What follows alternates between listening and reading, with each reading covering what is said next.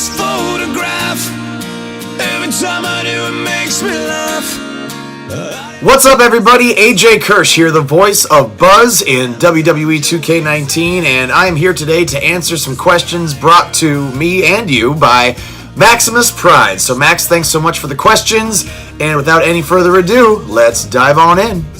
Alright, question number one is, how did your career start? My career started wanting to pursue pro wrestling. I was going to college at California State University, Chico, and I found a nearby wrestling school just kind of randomly. I found Pro Championship Wrestling, which is now based out of Oroville, California, and if you're watching this and you're in the Sacramento, Chico, Oroville area and you want to learn how to become a pro wrestler, you can. Just look up PCW Work Farm. They did right by me, and they launched me on this crazy ride that I've been on ever since. So I got my start at Pro Championship Wrestling, then in Yuba City, and now in Oroville, California. Question number two, what is it like doing a voiceover for a video game character? Right off the bat, it was a little bit difficult just getting into the habit of it, the flow of things, because, you're either in a studio just in front of a microphone, or you're in this, super sterile cube. It's like something out of the Matrix when Neo's like, I need guns, and then it's just white and then just a whole bunch of guns. It's like just that vast white space, so it takes some time to kind of get into the head space and the rhythm and the flow, and that might be a little bit heady to some people, but once you actually get going and you knock out a couple takes, it's really easy to just kind of find a groove. So it was a lot of fun. Question number three, when you met The Rock, what did you do together? First time I met The Rock was on the set of WWE Tough Enough back in 2011. He was brought in as a guest judge for the Promo Skills Challenge. He and I did not get a lot of time to interact off camera, so really all I saw of him was what happened on camera, and you saw most of that if you watched the episode. It's on the WWE Network if you want to check it out. But we did exchange some kind words as he was getting back into his big-ass pickup truck to head back to LA, wherever, to do whatever he was doing. So first time Rock and I met was on the set of WWE Tough Enough in 2011. Question number four, did you meet any other famous wrestlers while doing a voiceover for a video game character? No, I did not. Sadly, the WWE superstars that loaned their actual voices to WWE 2K19 were not in the studio with me when I was recording. So it would have been cool to meet those guys and actually work with them, but they're on the road all the time, so they just recorded out of the studio that kind of follows around television production. So didn't get to meet any of them, which was kind of a bummer. Question number five, what is the first thing that pops in your head when someone mentions referee Mitch Wiggles to you? Wiggles! That's the first thing that pops into my head. The second thing that pops into my head is that he's a damn good referee, and if you have Wiggles on your show as a referee, then your match is in the absolute best of hands. Wiggles knows how to ham it up when he needs to. He knows where to be at all times. He's just dialed in. So if you're a wrestling promoter and you're watching this, go out of your way to book Wiggles as a referee on your show. You'll be glad you did. Question number six, how long did you and The Rock work together, and when was the last time you saw him? Rock and I worked together 3 times. First time on Tough Enough, as I mentioned earlier. Second time was during the Rock the Promo competition, which The Rock used to launch his YouTube channel back in 2016. So if you go all the way back to the beginning of his YouTube channel, you'll see Rock the Promo. It was a 10-week competition-style promo challenge where The Rock sent out a message on his Instagram saying, hey, think you can cut a good wrestling promo? Send it in, and I might just declare you the Rock the Promo champion. And spoiler alert, he declared me the Rock the Promo champion as Broseph Joe Brody. So check it out. Not safe for work, so you may not want to blast it over your speakers, but it's a good time. And it's judged by former WWE legends like Kurt Angle, Christian, Cody Rhodes, Rey Mysterio, Tommy Dreamer, and a couple others that Mick Foley, Edge, a couple others that escape me at the moment, but it's definitely worth the watch. And the last time Rock and I worked together was in early 2017 when I was an extra on Ballers, because Ballers was filming here in the San Francisco Bay Area. I think there was several episodes about the Raiders moving to Las Vegas. So, yeah, Rock and I have worked together 3 times, and hopefully many more to come. Question number 7. When you're in the ring wrestling or ring announcing, what's going through your head? Not much. That's one of the reasons why I enjoy it so much. The only thing going through my mind is to do my job, to have fun doing my job, and to give the fans the best show possible in the role that I have. So everything else just kind of melts away, and it's nice to have that escape. It's also nice to be that passionate about what I do that I can zero in and just truly focus on doing my job to the best of my ability. Yeah. Question number 8. What did you and Stone Cold Steve Austin do together, and when was the last time you saw him?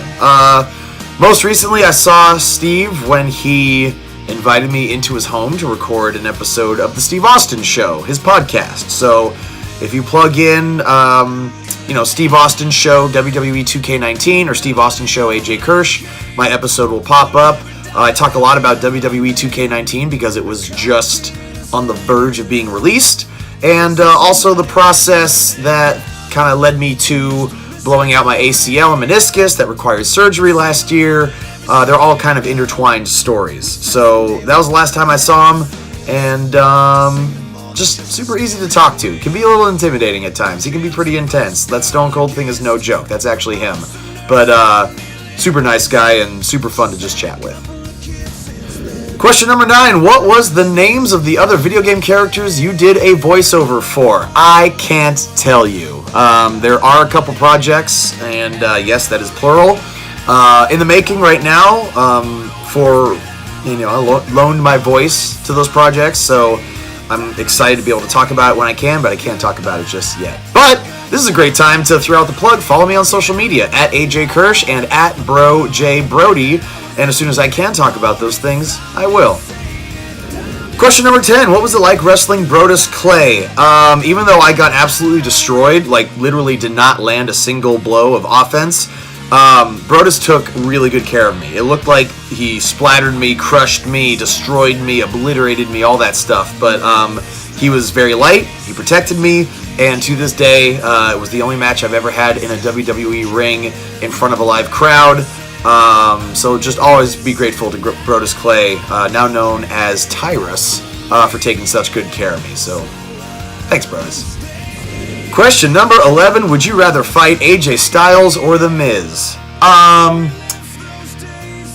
don't know. I mean, if it were an actual match, I'd probably like to wrestle AJ Styles just because my name is AJ and everybody's always giving me crap when I introduce myself. Oh, you like AJ Styles? Like, yeah, that's the first time I've ever heard that.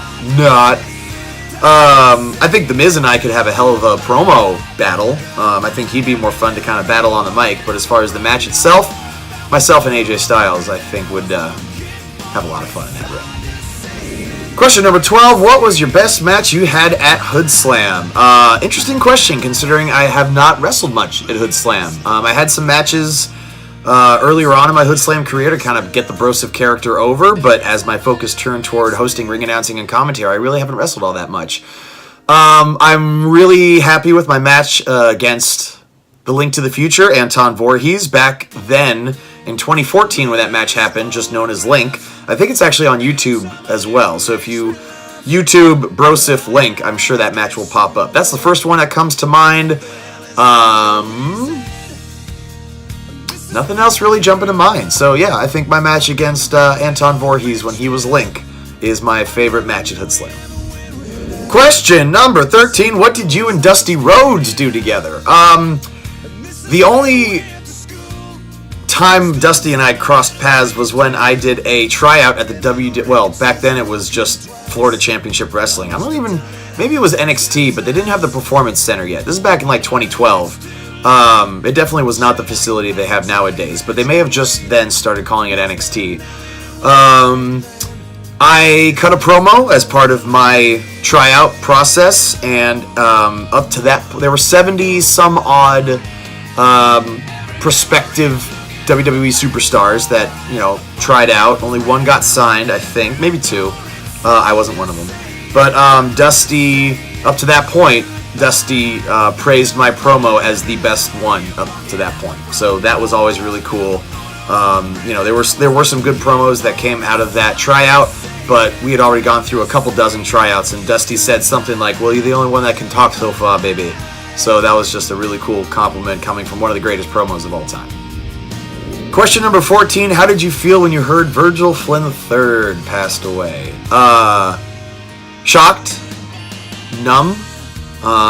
He was in my room. He was in this very room. He was sitting right here the night before, and he seemed fine. So it definitely took me by surprise. Yeah, it just shocked. I guess shocked again. I just go back to being kind of shocked and numb when I heard the news. Yeah, that was not a good day.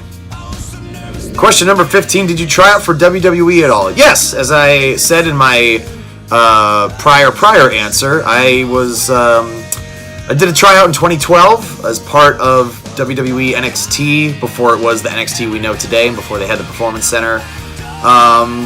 Bill DeMott was there, so he was familiar with my work from Tough Enough, and he told me he had his eye on me. He told me he was thinking about it, but fun story, actually, the person who ended up getting signed from that tryout went on to be the current WWE Cruiserweight Champion, Buddy Murphy. So, shout out to Buddy Murphy, who I saw, he cut a hell of a promo. His in-ring work was great, so I don't blame him at all for signing Buddy Murphy, but he's tearing it up. So, kudos to you, Buddy Murphy.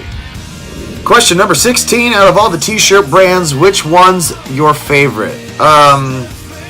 Out of all the brands, I don't really follow fashion closely enough to know brands. I just know when something fits well, and I have like the same 4 or 5 t-shirts that I wear every day. But because I'm doing an interview promoting my stuff, I figured I'd wear a Broseph Joe Brody shirt. Look at that, NW Bro, because when we're bros for life. I'm gonna pass along the link to Maximus to hopefully include in the description of this video. So if you like what you see, if you want to browse my other merchandise, I'd be super appreciative. And how about this? You get 20% off when you use code HeyBro at checkout. No spaces there, just HEYBRO. Appreciate your patience for the gratuitous plug. But yeah, I don't really know t-shirt brands well enough to be like, yeah, this is my favorite brand. I just know when something fits well and looks good. Question number 17, almost there, y'all. When was the last time you saw Manny Favorino, a.k.a. the voice of Colt Quinn, in WWE 2K19, and how did you feel when you heard he was going to WWE? Last time I saw Manny was backstage at an NXT house show in somewhere in Florida. The town actually escapes me at the moment. I can't remember the name of the town. But Manny he killed it. He had a great match against Cassius Ohno. And I was absolutely thrilled for Manny when he got signed.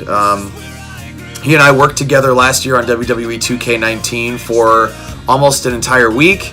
And it was so much fun to be able to share that experience with somebody that I knew, somebody who I admired as a performer. And if WWE gives Manny a chance to be Manny, I think the sky's the limit. He's got his head on straight. He's extremely athletic, very charismatic. So super proud of your boy, Manny Favorino, Mansoor in WWE NXT. And finally, question 18, how did it feel being The Rock, the promo champion? One of the greatest feelings of my entire life. He definitely drew out the suspense when announcing the winner. If you want to go out of your way to check it out, I encourage you to. Just YouTube Rock the Promo finale. Again, a lot of F-bombs, so not safe for work, but super proud of that promo. Was proud to share that stage with Sweet Revenge, my opponents, on that afternoon. And when he announced me as the champion, I just, I kind of knew it after my promo. I felt as good about it as I possibly could. So you can kind of see me mouth the words after the promo. So I felt like I'd won. But when The Rock named me the Rock the Promo champion, it was one of the biggest accomplishments of my entire career, and definitely a moment that I will remember forever.